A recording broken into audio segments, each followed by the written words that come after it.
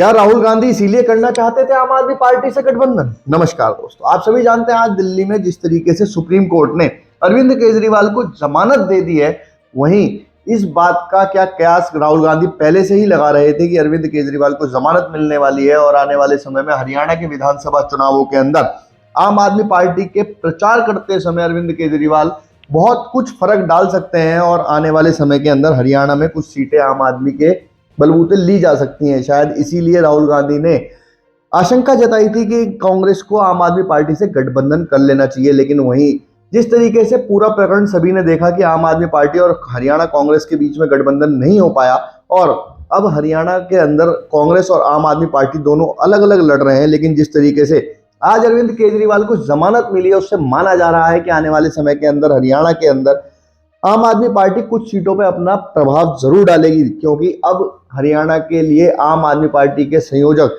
अरविंद केजरीवाल अपने प्रचार में अपनी ताल ठोकेंगे और निश्चित ही जिस तरीके से कोर्ट ने उन्हें जमानत दी है उसका वो फायदा बुनाने की कोशिश हरियाणा की जनता से वो जरूर करने वाले हैं। हम अरविंद केजरीवाल को जमानत मिलने के बाद बीजेपी ने बहुत बड़ा प्रहार किया है, जिसमें कि बीजेपी के प्रवक्ता गौरव भाटिया ने कहा कि सुप्रीम कोर्ट ने आज कहा है कि अपीलकर्ता की गिरफ्तारी किसी भी अवैधता से ग्रस्त नहीं है। गौरव भाटिया ने आगे कहा कि गिरफ्तारी संवैधानिक थी। सुप्रीम कोर्ट ने भ्रष्टाचारी कट्टर बेईमान केजरीवाल और उनकी आम आदमी पार्टी के प्रोपेगेंडा का भंडाफोड़ कर दिया। अरविंद केजरीवाल को किसी भी कोर्ट से राहत नहीं मिली है और कोई भी आरोप रद्द नहीं हुआ है। उन्हें बरी नहीं किया गया है, बरी करने का कोई सवाल ही नहीं है, क्योंकि मुकदमा चलता रहेगा।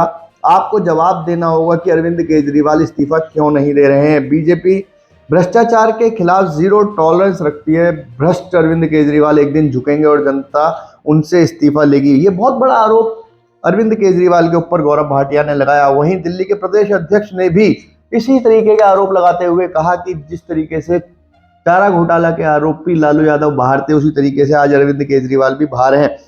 यही सब आरोप लगाने के बाद लेकिन देखना होगा जिस समय अरविंद केजरीवाल जेल से बाहर आएंगे उनका आने वाले समय के अंदर क्या स्ट्रेटेजी रहने वाली है, क्योंकि हरियाणा चुनाव अपने चरम पर होगा।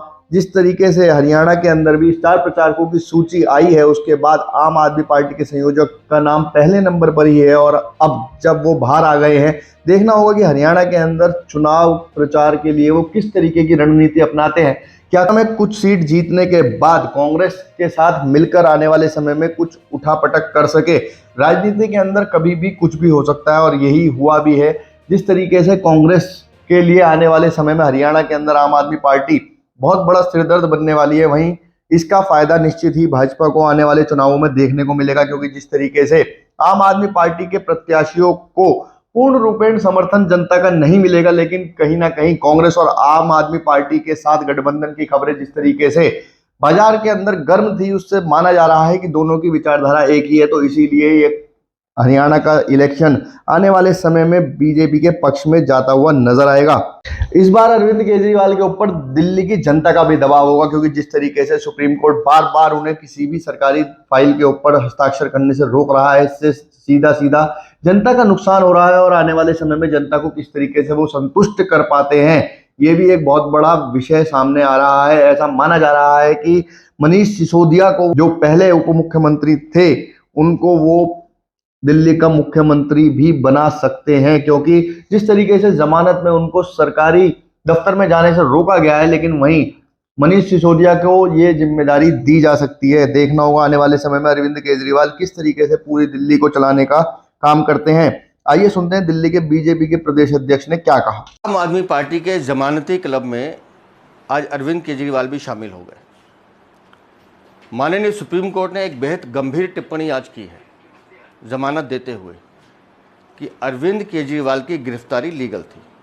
इसका मतलब शराब घोटाले में अरविंद केजरीवाल की संलिप्तता, अरविंद केजरीवाल की भूमिका 100% है और बेल मिलना कोई अपवाद नहीं है।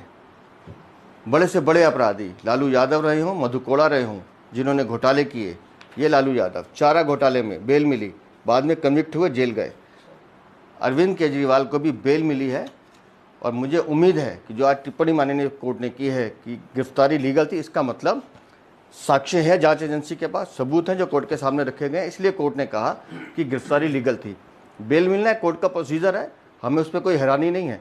लेकिन जिस तरह की पाबंदी अरविंद केजरीवाल पर लगाई गई है कि आप सीएम के दफ्तर नहीं जा सकते, फाइल साइन नहीं कर सकते, इस केस पे कोई टिप्पणी नहीं कर सकते, विदेश नहीं जा सकते, तो अरविंद केजरीवाल अगर आप में जरा से भी नैतिकता है तो आपको आज तुरंत इस्तीफा देना चाहिए, क्योंकि ऐसे आदमी को दिल्ली का मुख्यमंत्री बने रहने का अधिकार नहीं है जो मुख्यमंत्री कार्यालय में घुस भी ना सकता हो।